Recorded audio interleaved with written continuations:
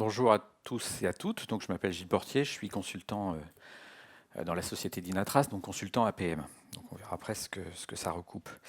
Alors, mon exposé va se dérouler en plusieurs parties, hein. Je vais d'abord vous rappeler les fondamentaux de DevOps. Alors, je suis sûr que vous les connaissez, hein, vu la population impressionnante de développeurs qu'il y a dans cette salle, mais ça me permettra de le mettre en perspective par rapport à l'APM, à la performance. Ensuite, je vous montrerai les apports d'une démarche de mesurer la performance dans dans une démarche DevOps. Nous étudierons quelques cas généraux et ensuite je terminerai par un cas particulier qui est le cas de Groupama. Alors pourquoi DevOps? La démarche DevOps, elle permet de faire ça. Ici, vous avez, alors excusez-moi, ce ne sont que des sociétés américaines, mais en fait, pas facile d'avoir des statistiques en France. Des chiffres assez incroyables, hein. Vous avez par exemple Cars.com qui va faire 700 déploiements par an. Flickr, plus de déploiements par jour, 10 déploiements. Etsy, c'est ce qu'on appelle une unicorn company, donc c'est les sociétés licornes, hein, aux États-Unis qui sont valorisées, ce sont des startups qui sont valorisées plus d'1 milliard de dollars dès qu'elles se créent, qui fait un site de vêtements vintage et de bijoux. 50 à 60 déploiements par jour. Et puis Amazon qui a témoigné, je crois, il y a 2 ans, lors d'un séminaire, ils font un déploiement toutes les 11 secondes. Leur site change toutes les 11 secondes, 6. Alors, quand on parle de changement, ce n'est pas forcément une release majeure toutes les 11 secondes, vous l'avez bien compris. On va parler de changements qui sont mineurs. C'est par exemple Etsy qui a découvert que le stack jQuery qu'ils utilisaient, qu'ils ont mis en prod d'une certaine journée, mais ils ont découvert plein de bugs dedans, et donc le lendemain, ils ont changé de stack. C'est Amazon qui va approvisionner 50 containers dans un data center parce qu'il y a une charge un peu ponctuelle à un moment donné sur une campagne marketing d'un de leurs clients ou ce genre de choses. Donc ça peut être des choses qui changent, des petits changements. Mais ça reste quand même impressionnant. Et la démarche DevOps, toutes ces sociétés et bien d'autres évidemment, partent dans cette démarche pour pouvoir déployer rapidement des choses. DevOps, c'est le fait de délivrer du nouveau code le plus souvent possible. Pourquoi faire ça? Si on fait des changements faibles, il y a moins de risques. On peut faire un retour arrière beaucoup plus facilement. Si on fait des changements plus fréquents, la boucle de qualité, parce que DevOps, c'est Dev et c'est Ops, il ne faut pas l'oublier. Le retour entre les opérations qui maintiennent les applications en opération, ça va aller bien plus vite s'il y a des petites choses mineures à signaler et à remonter au développement. Alors pourquoi on fait ça? Pourquoi Amazon ou les sites que j'ai cités font ça? C'est pour voir ce que fait la concurrence et puis fournir de nouvelles fonctionnalités rapidement. Alors, on n'est pas obligé d'attendre 1 an pour livrer une nouvelle version du site avec 60 nouvelles fonctionnalités qui ne vont pas fonctionner, hein, parce qu'on aura des problèmes, etc. Donc on les délivre une par une, très souvent. Ça permet aussi de corriger des bugs. On voit des bugs, donc on sait exactement où sont les problèmes et les corriger rapidement, les pousser en production. Et puis, vous avez les nouvelles techno, hein. Vous avez un nouvel iPhone qui sort avec des spécificités dans iOS, et il va falloir que votre site ou votre application prenne en compte ces nouvelles techno et donc être capable de pousser ces versions. Alors, comment on fait ça? Il faut évoluer, hein, on passe d'un système de développement traditionnel au DevOps jusqu'à obtenir des déploiements simples et rapides. Normalement, les développeurs peuvent faire eux-mêmes leur déploiement en production. On va voir comment. Et puis, il faut tout mesurer, tout automatiser. Bien évidemment, il faut des outils. Il faut automatiser tout ça pour qu'on ait quelque chose de qualité. Donc, et puis, un grand changement également dans les mentalités. Il faut collaborer. C'est-à-dire que les études, les développeurs doivent collaborer avec les services de production qui maintiennent les applications en conditions opérationnelles. Et ça, c'est également un grand changement. Bon, ça, je pense que vous le savez tous. Donc du coup, il faut déployer vite, hein. Toutes les 11 secondes, il faut déployer vite. DevOps, c'est quoi? C'est un pipeline. Vous avez du code qui rentre à gauche, du développement, et à droite, vous avez ou un site, ou une application mobile qui sort. Mais il y a des étapes, et on peut fermer les vannes à un moment donné de dire je ne passe pas les étapes pour passer mes développements en production. Donc souvent, on associe le DevOps à des démarches bien connues qui sont le Continuous Integration. Donc ici, vous avez les développeurs, hein, vous connaissez tous ça, qui ont créé leur code, le pousser, et puis créer des versions qui vont être testées de manière unitaire. Et puis ensuite, on continue le processus en continuous delivery. Le continuous delivery, c'est toute une batterie de tests, tests d'acceptance, tests de performance. Généralement, ce sont des tests fonctionnels, pardon. Des tests fonctionnels qui sont ici, des tests de performance, et puis on passe les versions en production. Et évidemment, tous les tests doivent être passés correctement. D'autre part, donc ça c'est DevOps. D'autre part, il y a la réalité, il y a le monde de la réalité, le monde réel. Et le monde réel, c'est ça. C'est-à-dire que vous avez des sociétés qui maintenant vous disent, donc j'en ai pris encore une américaine, Walmart, donc c'est un très très gros retailer américain, peut-être mondial même, qui vous dit que si les temps de réponse augmentent sur leur site, le taux de conversion d'achat baisse. C'est phénoménal. Vous voyez le taux de conversion lorsqu'il baisse, lorsque le temps de réponse augmente. Je pense qu'on est tous confrontés à la même chose lorsqu'on va sur un site. Si c'est très lent, vraiment très lent, on va commencer à zapper. Si on a des erreurs au moment de valider le caddie, l'achat, alors là on est embêté parce qu'on ne sait pas si on est débité ou pas, donc on va faire quoi? Si ça nous arrive 2 fois de suite, 3 fois de suite, on laisse tomber le site. D'accord? Donc, c'est une société qui fait 9 milliards. Donc il ne suffit pas de pousser du code et de produire des changements et de les mettre en production rapidement, il faut aussi qu'il y ait de la performance. Il faut que tout ça, ça tourne très vite. Deuxième chose, la génération Y, c'est-à-dire vous, à partir des années 2000, donc c'est une enquête qu'on a réalisée avec Harris Poll, qui dit que en fait, 46% des personnes ont quitté le site si ça s'affiche en plus de 3 secondes. Et en plus, vous allez communiquer sur les réseaux sociaux. On commence à communiquer, d'où le signe du dislike. D'accord ? Dernier chiffre un peu marketing, après on va rentrer dans la technique. Voilà, les premières attentes, c'est que ça soit rapide. Et pas d'erreur, bien sûr. La performance, c'est 2 choses, je vais le dire tout de suite. C'est la disponibilité, je clique, je veux un résultat. Deuxième temps, je le veux rapidement. Donc, on préfère que ça aille plus vite plutôt qu'il y ait des fonctionnalités magnifiques. La première chose, c'est que je veux que mon site soit répondre. Alors, je vais parler beaucoup de sites, de sites d'e-commerce, parce que c'est quand même ça qui drive la chose, mais on va parler aussi d'applications internes aux entreprises. On peut avoir une très grosse application interne, très critique pour l'entreprise, donc qui ne sort pas sur Internet, et puis avoir par exemple des phénomènes de rejet. On va mettre en production une nouvelle application. On en avait 10 avant qui faisaient qui vous permettaient de faire votre métier. Puis maintenant, il y en a une globale qu'on développe, et puis elle ne fonctionne pas très bien, et là, on peut avoir des rejets. Et actuellement, alors ça peut être des rejets au sein d'une entreprise, ça peut être perturbant, ça peut même arriver jusque, si c'est des entreprises publiques, au journal de 20 heures ou dans le Canard enchaîné. Moi, j'en connais en ce moment des applications qui sont développées, qui sont très critiques, alors je ne dirai pas lesquelles, mais si ça ne se passe pas bien, ça va sortir dans le Canard au journal de 20 heures. Donc, c'est aussi les applications internes. Alors, vous allez me dire, c'est quoi le problème entre DevOps et cette problématique de performance? Le problème, il est là. DevOps, c'est un pipeline. Donc, je vous laisse imaginer ce qui rentre en haut à gauche. Vous voyez, donc c'est... Voilà.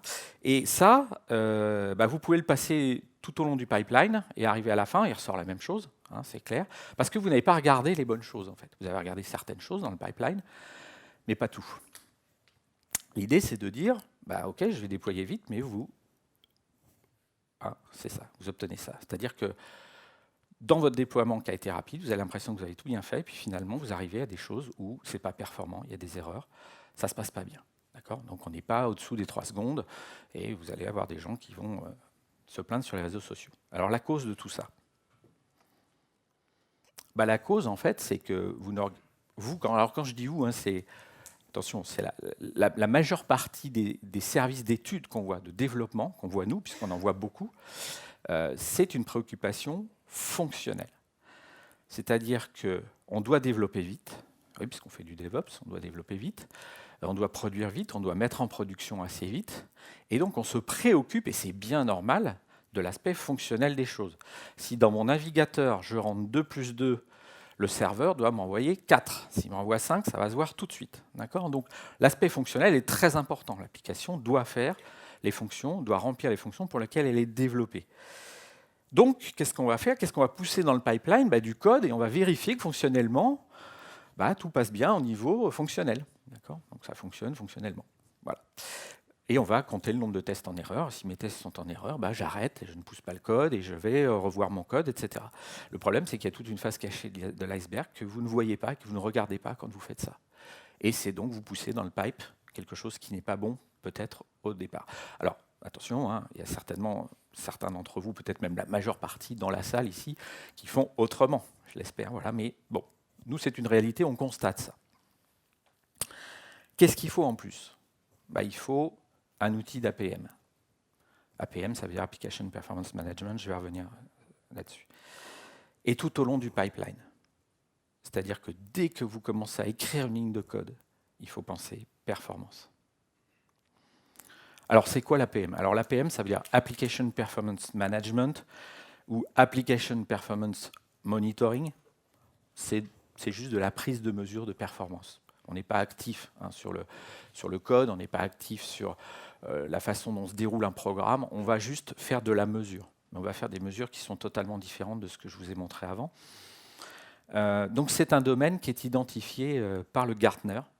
Donc si vous allez sur le Gartner et d'autres analystes de ce type, vous allez pouvoir voir que il y a des éditeurs qui proposent des outils d'APM et puis le Gartner les note, etc. Voilà. Donc c'est un domaine à part entière. Alors c'est quoi? En fait, l'idée première, c'est de prendre un outil d'APM. Alors il y en existe plusieurs sur le marché qui remplissent plus ou moins ce que je vais vous montrer.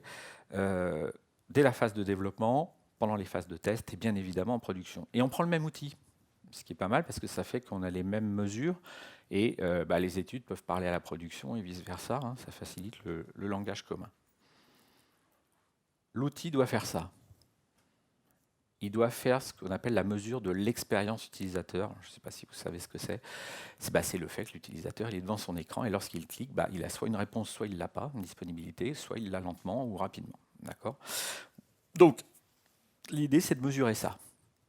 C'est de dire, j'ai un site là actuellement, je prends la redoute.fr par exemple, et là actuellement, lorsque les utilisateurs, vous ou moi, allons sur le site de la Redoute, les gens de la Redoute savent exactement sur quoi cliquent les utilisateurs dans leur navigateur et est-ce qu'ils ont eu des erreurs et en combien de temps ils ont eu la réponse. Donc ça, c'est la première chose. On ne peut pas commencer par mesurer des choses dans les systèmes back-end, dans les couches Java, si on n'a pas mesuré ça d'abord. Et ça en dev aussi, c'est-à-dire qu'en dev, j'ai créé une page dans mon site, déjà je la teste et je vois ce que je récupère, je n'ai pas besoin d'avoir un chrono ou de voir s'il y a des erreurs qui se déroulent. Pourquoi il faut faire ça? Parce qu'on ne peut pas commencer à corriger des problèmes si on ne sait pas ce qu'on délivre vraiment aux utilisateurs. Or là, il y a une grande zone de non-visibilité.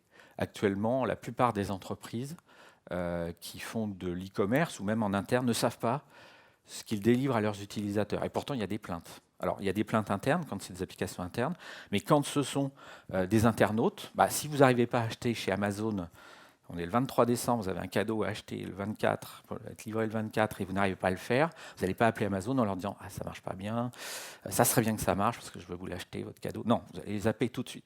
Donc, la plupart des entreprises ne savent pas ce qu'elles délivrent à leurs utilisateurs.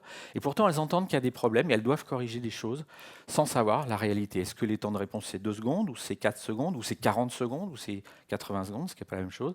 Et est-ce qu'il y a de l'indisponibilité? Donc ça, c'est la première chose à mesurer.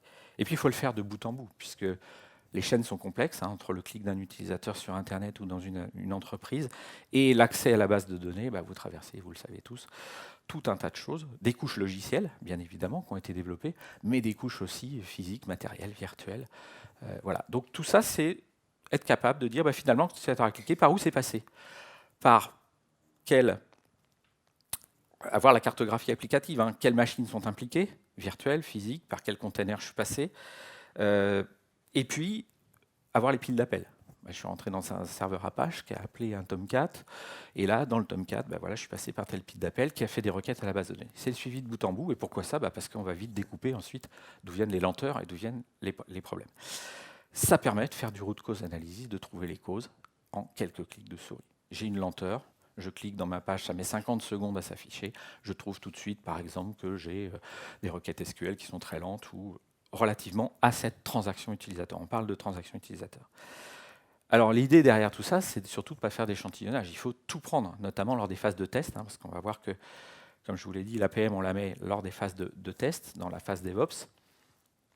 Il faut tout prendre, à la fois les transactions qui ne sont pas bonnes, mais celles aussi qui sont bonnes, pour pouvoir les comparer. Il peut y avoir des fonctions de comparaison dans les outils qui vous permettent de voir rapidement une transaction qui est lente ou en erreur, quelle est sa différence avec une qui est rapide. Bien évidemment, DevOps, on a vu que c'était beaucoup d'automatisation pour aller vite et puis d'être performant. Donc il faut que l'outil d'APM il s'intègre dans tout ça, c'est-à-dire qu'il puisse être piloté par les plateformes d'intégration continue ou par les outils de test pour déclencher la prise de mesure. Et puis, il faut que ces outils puissent récupérer les mesures qui ont été faites pour que vous les intégriez dans vos tableaux de bord. Et puis aussi, ce qui peut être sympathique dans un outil d'APM, c'est de voir, par exemple, qu'il y a je sais pas moi, une méthode qui est très lente, et puis de voir tout de suite d'ouvrir le code source pour voir le code source qui a été utilisé. Donc, lien avec les IDE. Et puis ça, là, je vous ai beaucoup parlé du sens dev vers prod, vers ops. Mais la production informatique, elle aussi, elle doit des choses au développement, elle doit collaborer. Et donc, ce genre d'outil doit être capable de dire, en production, il y a des problèmes, on les voit, ils sont factualisés par l'outil, et on les remonte très vite au dev pour qu'ils corrigent, et on fait une boucle qualité. C'est dans les deux sens. Donc en fait, il faut compléter la face cachée de l'iceberg, c'est-à-dire qu'il va falloir mesurer tout un tas d'autres choses que vous n'êtes pas forcément habitué à mesurer lorsque vous développez, puisque vous pensez fonctionnel et que vous devez aller vite, c'est normal. C'est ce genre de choses, c'est-à-dire dire finalement le temps de chargement d'une page. Est-ce que mes méthodes consomment de la CPU, des I/O, de la synchronisation, du wait time? Quand je fais une question-réponse, c'est quoi la taille? Parce que ça va passer dans des réseaux, donc il faut peut-être le savoir. Et puis compter.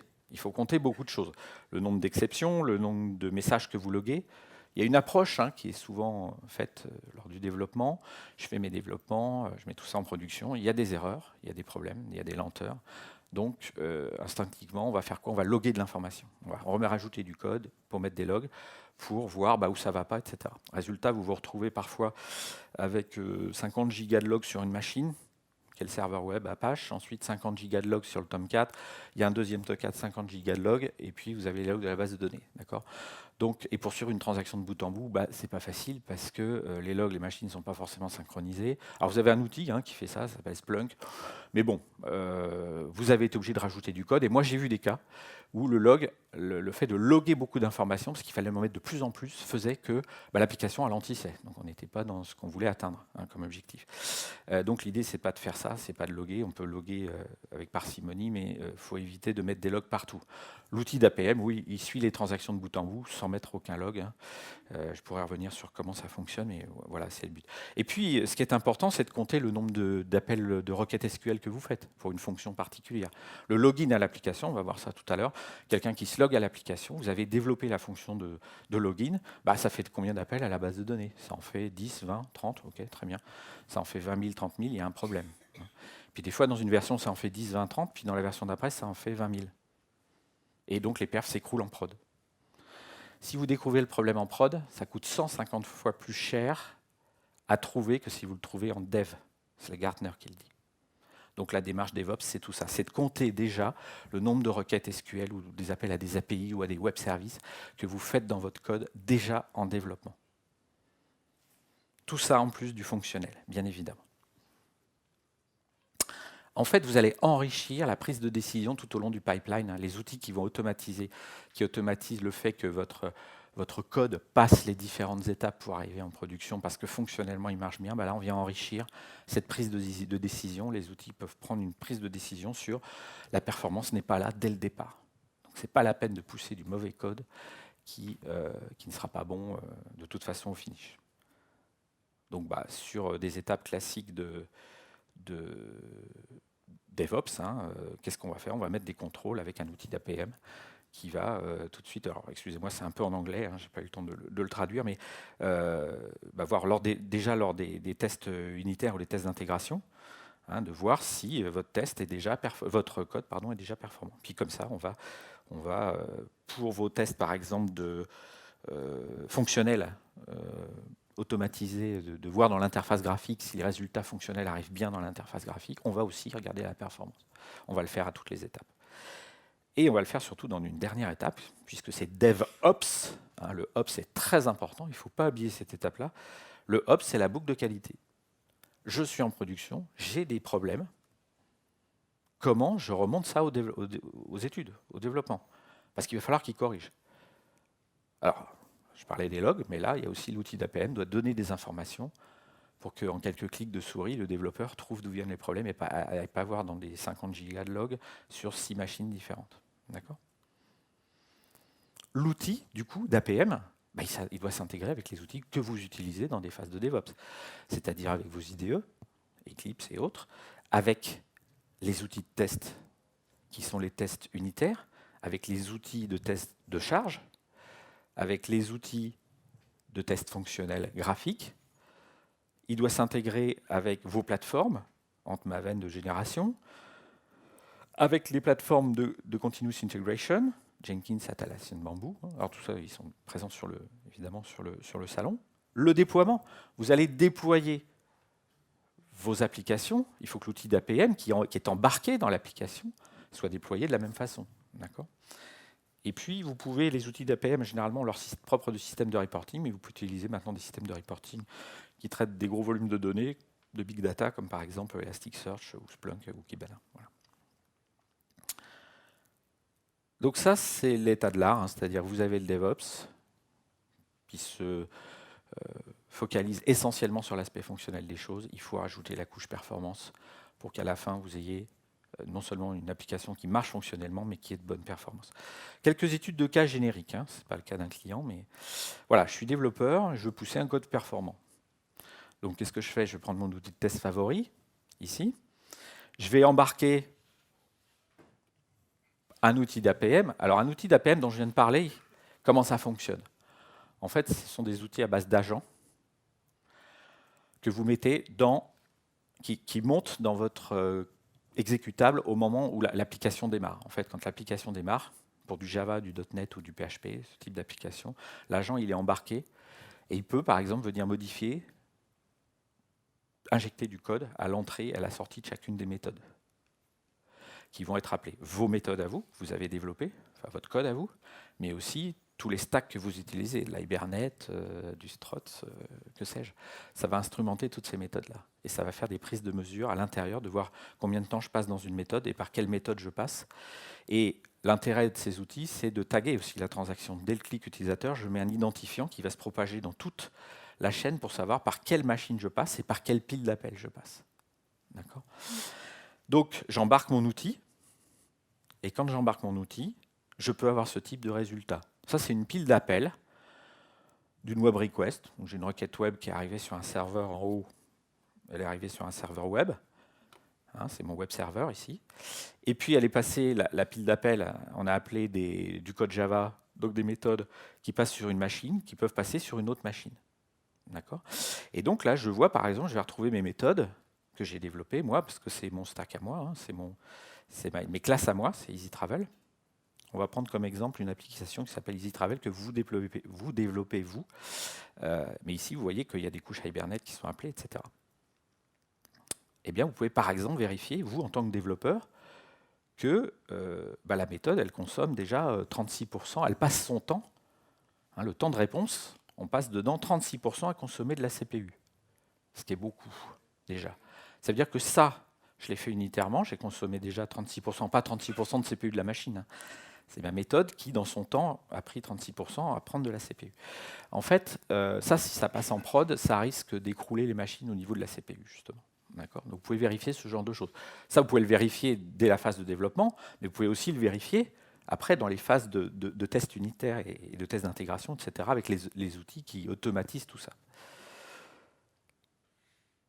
Et là, ce qui peut être intéressant, c'est que contextuellement, vous dire, ah oui, c'est vrai, la méthode findLocation, il faut que j'aille la rechercher dans quelle partie de code elle est. Non, là, l'outil d'APM est intégré avec l'IDE, vous faites un clic droit et vous vous retrouvez dans le code. Vous pouvez décompiler le code, là, mais vous pouvez aussi retrouver dans votre IDE favori le code source. Autre cas, je suis testeur fonctionnel et je veux trouver les problèmes non fonctionnels. Hein, c'est ce qu'on disait. Par exemple, je reprends l'exemple du login. Donc ça, c'est un site où il faut se loguer pour payer un voyage. Quand je me logue, Bah, d'habitude, ça prend moins d'une seconde. Or là, vous développez la fonction, ou vous l'avez même passée en production, et là, c'est beaucoup plus lent que d'habitude. D'accord ? Donc, ça peut être l'outil d'APM, ce qui doit vous apporter comme vision, c'est celle-là. Ce que je vous disais, c'est-à-dire que voir que la personne a cliqué sur le bouton login. Et ça, vous devez l'enregistrer lors des phases de dev. Vous faites cliquer sur login, vous devez le retrouver dans l'outil d'APM, mais en production. C'est-à-dire que là, vous allez avoir 20 000 personnes qui se connectent par mois à votre site. Il faut voir les click on login, les 20 000. Il faut les garder. Il y en a qui seront bons, il y en a qui seront mauvais. Et vous aurez le niveau de détail qui est celui-ci, c'est-à-dire qu'on va descendre. Donc ça, on a été le prendre par un JavaScript qui est injecté à la volée, automatiquement, pas de code à modifier, dans le navigateur de l'utilisateur. Donc l'internaute qui arrive, il ne voit pas, mais dans son navigateur, il a un JavaScript qui va relever qu'il est en train de cliquer sur le bouton login, qui va calculer le temps d'affichage, etc. Donc on sait exactement ce qu'on délivre à tous les utilisateurs. On sait par où ils passent dans un site, et on sait ce qu'ils délivrent. Pareil pour les applications internes d'entreprise. Donc là, effectivement, on a 11 secondes 5, ce qui n'est pas bon du tout. L'outil d'APM, normalement, doit vous amener à ce genre de vue. Là, je suis en train de regarder par où a passé le clic de l'utilisateur. Il a passé ici par son navigateur, dans lequel on a passé 0,34% du temps. Alors ici, il y a un réseau, il y a Internet, ou il y a un réseau d'entreprise, et puis on est arrivé dans le serveur web qui est un Apache. Alors j'aurais pu avoir une partie de la requête qui passe dans un Apache et puis une autre requête web qui passe dans un autre parce que j'ai du load balancing par exemple, donc ça on va le voir. J'ai passé 0,01% dans l'Apache, 0,32% dans cette brique-là qui est une brique Java, une autre 24% et j'ai passé 75% du temps dans la base. D'accord ? Donc là je commence à faire un premier diagnostic, c'est que les 3/4 du temps je les ai passés dans la base de données pour ce clic de cette utilisatrice qui a pris 11 secondes. Donc je vois le chemin, ça c'est important de voir le chemin, et puis avec aussi des métriques qui vous donnent un peu le nombre d'appels. On commence à voir quelque chose, là il y a 1068 appels. Et ça doit se construire automatiquement, c'est pas vous qui allez construire à la main le chemin, c'est bien évidemment l'outil d'APM qui a suivi de bout en bout la transaction. Donc 75% du temps passé dans la base, 1068 appels à la base pour un login. C'est des cas réels, c'est pas inventé, c'est pas... pour vous montrer que, quand je vous disais qu'il y a des problèmes de performance, en voilà un, mais il y en a des centaines d'autres. Donc, l'outil doit vous montrer les appels à la base. Donc là, je suis en train de regarder les appels à la base qu'il y a eu pour le clic de Monica. Pas pour le clic de sa voisine, mais bien pour le clic de Monica. Après, vous avez des statistiques sur quels sont, sur une journée, les appels à la base les plus fréquents et les plus lents aussi. Là, on est en train de regarder une transaction. 548 appels, ici. À 14 millisecondes, le DBA ne voit rien.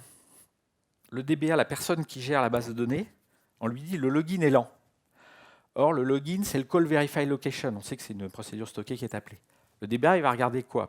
Alors, comment ça se passe ? Quand le login est lent, déjà, on met tout le monde autour d'une table. On va mettre le réseau, on va impliquer les gens du réseau, on va impliquer le DBA, on va impliquer les développeurs, les études, on va impliquer les responsables système, parce qu'on se dit peut-être que les systèmes ne sont pas assez bien dimensionnés.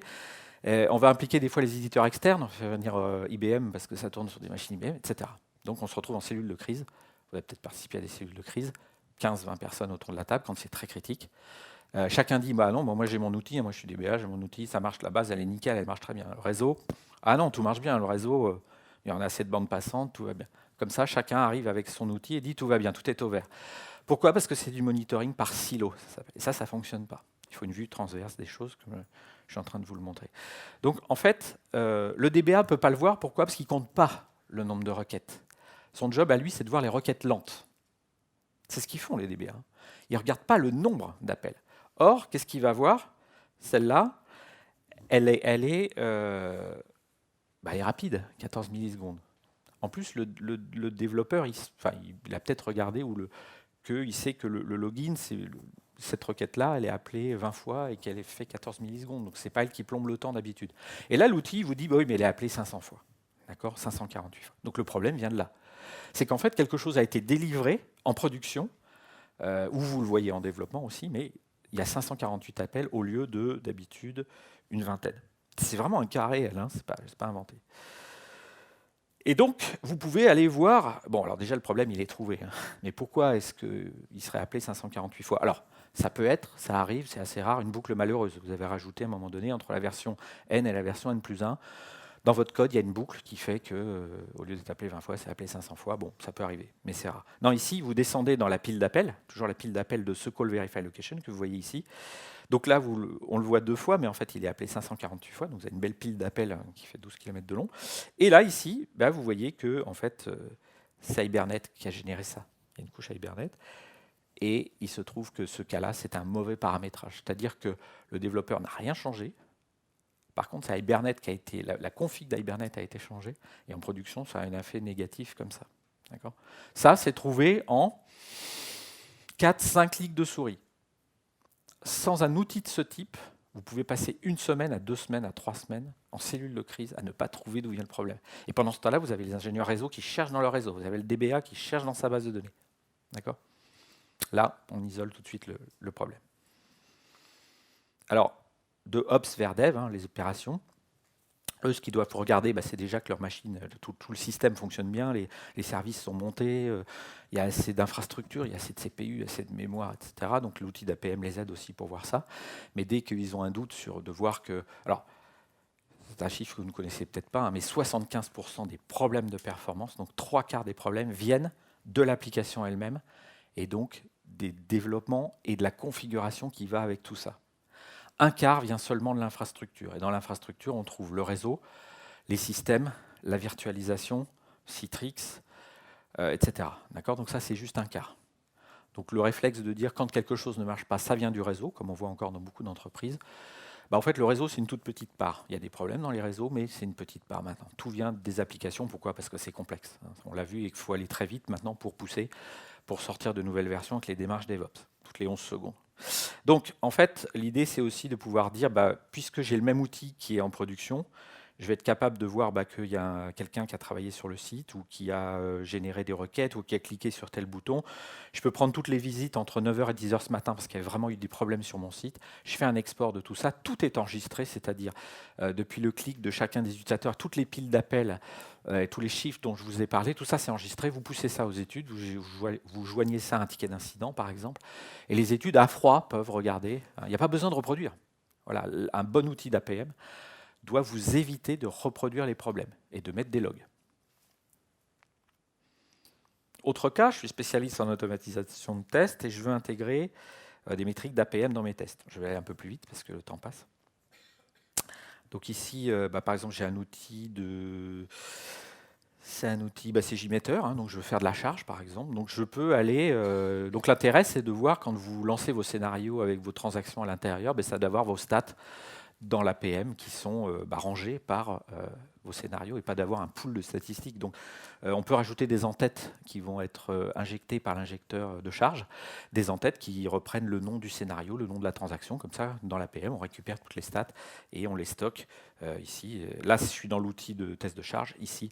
Donc je vais modifier, je peux modifier par exemple les entêtes. Et là, j'ai un outil qui sait récupérer les valeurs de ces entêtes pour vous classer les statistiques. Dans l'autre sens, ce qui peut être sympathique, c'est de dire finalement, moi je produis des statistiques, mon outil d'APM produit des statistiques, je mesure de la performance, je veux les intégrer dans mes outils d'intégration continue, par ma plateforme Jenkins, ou ici c'est quoi? C'est Bamboo, je crois. De dire finalement ces statistiques qui ont été prises par l'outil d'APM, je les ramène ici. Donc l'outil d'APM doit offrir des interfaces pour récupérer de la... Interface JSON, par exemple, pour récupérer des données, les réinjecter. Tout ça, ça doit se faire de manière automatique. Vous n'êtes pas obligé d'aller voir les statistiques dans l'outil de performance, vous les voyez dans vos outils traditionnels d'intégration continue. Voilà, je veux trouver des régressions de performance entre mes builds. Alors généralement, vous trouvez des régressions fonctionnelles. Là, on va regarder la performance.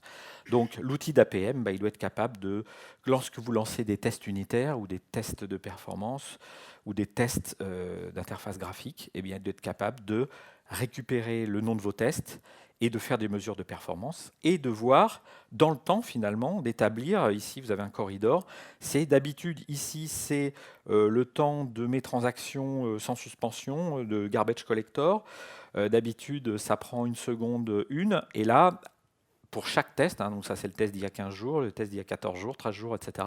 Et là le test que j'ai fait hier, la veille, il n'est pas bon, je sors des valeurs. Donc, et pour un certain nombre de choses. Je vous disais, il faut compter par exemple les nombres d'appels aux bases de données. Si vous passez de 20 appels à 25 appels, ce n'est pas grave. Si vous passez de 20 appels à 20 000 appels, alors vous ne voyez pas en test unitaire 20 000 appels par rapport à 20. Ça va vous faire une transaction qui va durer 0,5 secondes au lieu de 0,3 ou de 0,2 ou de 0,1. Vous ne le percevez pas. Par contre, quand ça passe en prod, c'est une catastrophe totale. La prod s'écroule, la base s'écroule parce que vous la sollicitez, etc. Là, vous le voyez dès les phases de test unitaire, par exemple. Donc bien relever les métriques clés, hein, mais un bon outil vous propose ça. Dernier cas, je fais la production.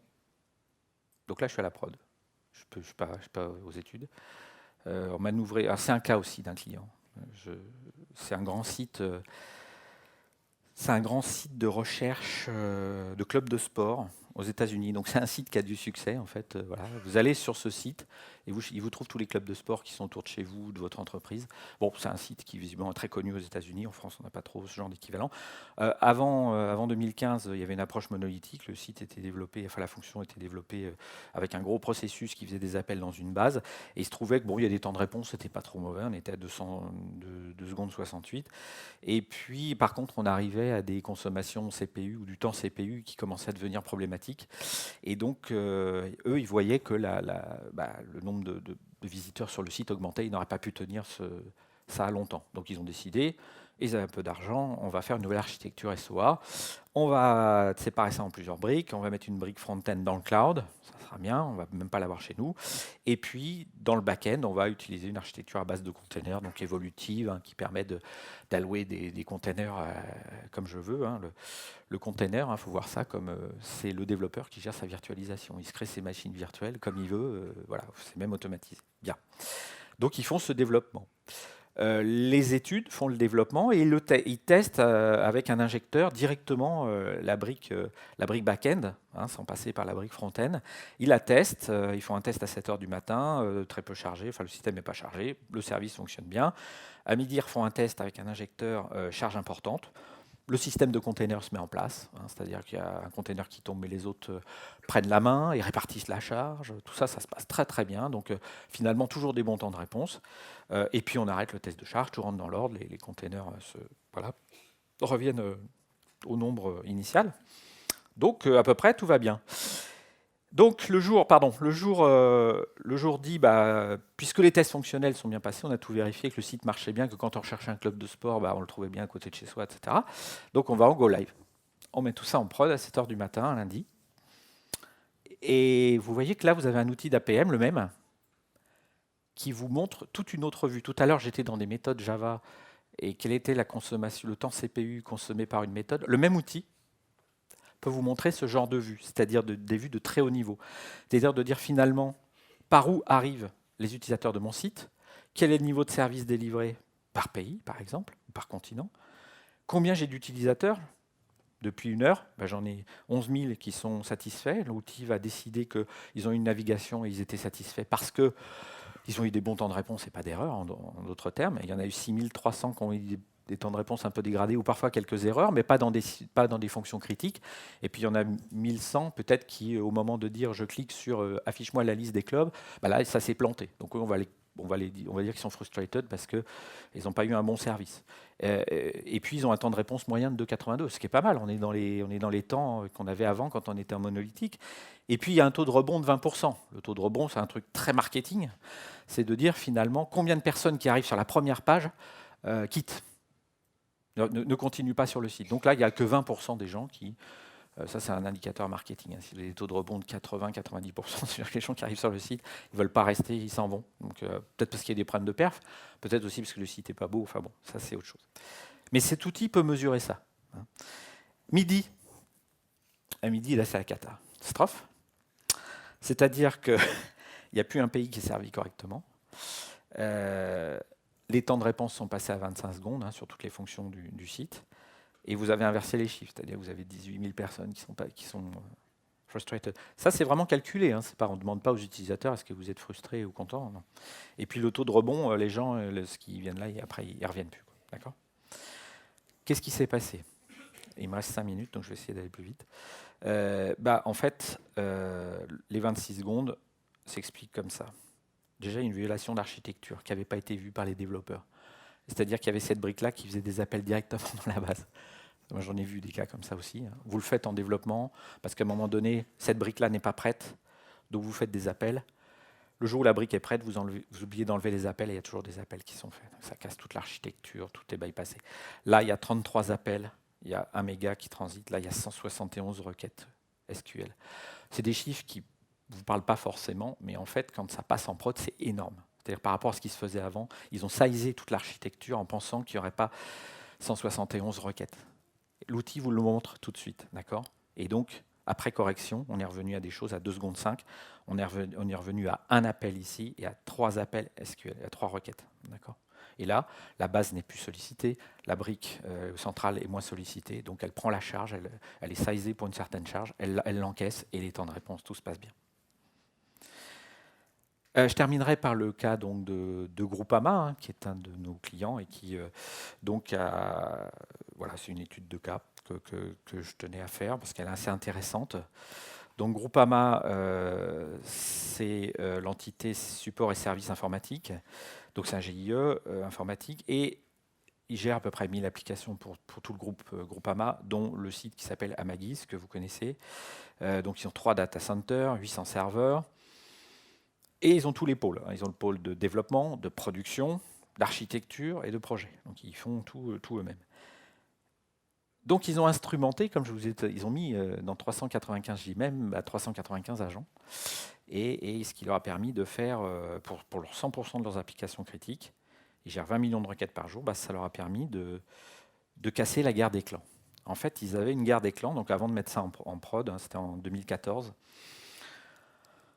Ce que je vous disais tout à l'heure, en fait, il y a historiquement, c'est en train de changer heureusement, mais vous avez les études, les cellules de test parfois qui se posent études, et la prod.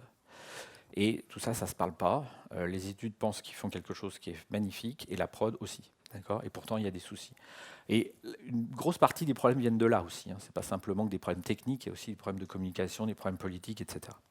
On voit, nous aussi, ça dans les entreprises. Maintenant, et ils avaient ça chez Groupama. Maintenant, alors vous avez compris que moi, je fais partie de la société Dynatrace. Je vous parle d'outils d'APM. Il existe plusieurs sur le marché. Bon, il y en a un qui fait tout ce que je viens de vous dire, c'est celui de ma société, l'outil s'appelle Dynatrace. On est sur le salon. Voilà, hein, je fais un peu de pub. Donc, ils ont pris cette offre-là, hein, qui fait absolument tout ce que je vous ai dit. Et chaque développeur, maintenant, voit, lorsqu'il produit du code, tout de suite, si son code sera performant ou pas. Enfin, il peut détecter tout de suite des choses qui ne passeraient pas en prod. Ils ont le même outil qui, lui, fait du 24/7, va monitorer toutes les transactions des utilisateurs. Donc, ce qui fait que ils ont une vue partagée et factuelle. C'est-à-dire que quand la prod parle aux études en disant qu'il y a quelque chose qui ne va pas, les études ne vont pas dire non, nous on fait du code qui est nickel et tout marche bien. Non, ils vont prendre les données que leur donne la prod, ils vont les analyser, ils vont dire non, ce n'est pas un problème de développement ou c'est un problème de développement et on va le corriger en 4 clics de souris. Vous voyez, la démarche est totalement différente. C'est utile aux deux parties et ça fait qu'on a une approche collaborative plus poussée. Alors, par contre, eux, ce qu'ils font, c'est qu'ils ont mis l'outil sur le poste du développeur et en prod. Ils n'ont pas instrumenté toute la chaîne d'intégration continue ou de continuous delivery. Hein, donc, ils n'ont pas mis cet outil d'APM, comme je le disais, intégré à leur plateforme, qui fait que quand la plateforme déclenche un test automatisé la nuit, par exemple, il y a des mesures de perf qui sont faites en même temps. Ils ne l'ont pas encore fait, ils sont en train de le faire. Voilà à peu près les plateformes. Donc, les bénéfices, c'est... en dev, c'est identification de problèmes rapides, exploité lors des audits de code, la gestion courante, hein, baisse du coût de recherche quand il y a un problème en production, ils le trouvent rapidement, ils peuvent même en anticiper. Ils peuvent, comme ils vont rentrer l'outil d'APM dans les phases de test, ils sont en train de constituer les scénarios, de repenser des scénarios. Et puis, c'est un vecteur de communication unique. Voilà, par exemple, ça c'est leur application de gestion commerciale. C'est-à-dire que si vous allez, je ne sais pas s'ils ont une agence Groupama ou si vous appelez un commercial chez Groupama pour avoir une assurance, si vous n'avez pas directement sur le site, derrière l'application que le commercial va utiliser, c'est ce genre d'application. Et moi, ils m'ont expliqué, les gens de Groupama, qu'effectivement, avant, sans ce type d'outil, lorsqu'il y a quelque chose qui ne va pas, hein, donc chaque brique représente parfois 2 machines, 12 machines, ils pataugeaient complètement. Maintenant, ils savent exactement par où passent les chemins et surtout quand il y a un problème, il y a des warnings qui s'allument et lorsqu'il y a des temps de réponse qui augmentent, on voit tout de suite d'où ça vient. Voilà, ils ont pu faire ce genre de choses, des requêtes 20 fois plus rapides sur Amagiz, qu'un 200 000 par jour de web service, hein, c'est compter le nombre de web services qu'on appelle, mais ils ont pu en gagner 200 000. Une cellule de crise évitée sur des problèmes de transaction JTA. Ils ont divisé la conso CPU par deux sur un framework. Et puis, en production, vous voyez quelque chose qui n'a rien à voir avec le développement, hein, perte d'un NAS, donc un système de stockage qui était en RAD, et ils l'ont trouvé tout de suite, parce que ça monitore aussi l'infrastructure, ça ne monitore pas que le code. Voilà, donc pour conclure, vous terminez avec un pipe qui est vert, hein, il n'y a plus cette espèce de truc qui rentrait à gauche, là, parce que vous mettez déjà du code dedans qui est bon, qui est performant. Et ensuite après, toute la chaîne devient correcte. Voilà, j'en ai terminé. Euh, il vous reste 41 secondes pour poser. Ah, j'ai dépassé, oui, pardon. Je suis désolé.